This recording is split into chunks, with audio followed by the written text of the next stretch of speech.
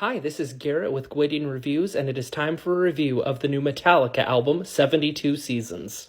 Legendary metal band Metallica are back with their 11th studio album after a 7-year hiatus.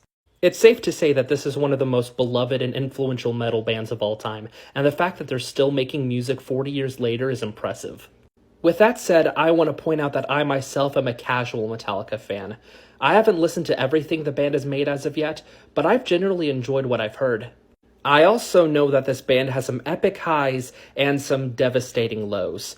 From what I can tell based on the general listener's consensus, 72 Seasons is somewhere near the middle. Nowhere near as bad as their worst, but certainly not one of their classics. And yeah, it's fine. The performances are all solid, and each track has a great deal of energy that can be pretty infectious. There are some really cool riffs, and pretty much all of the solos are killer. Unfortunately, there are a couple of things that bog the album down. One is that the album is pretty one-note.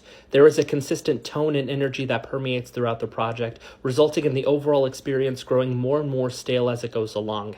And this fact certainly doesn't help with its other flaw. This album is long. Like, way longer than it needed to be. Now, this isn't the longest Metallica album, but I feel every minute that passes by. It grows more frustrating and dull as the tracks progress.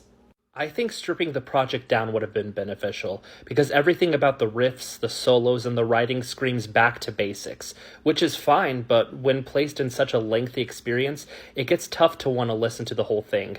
But still, I think 72 Seasons is decent enough.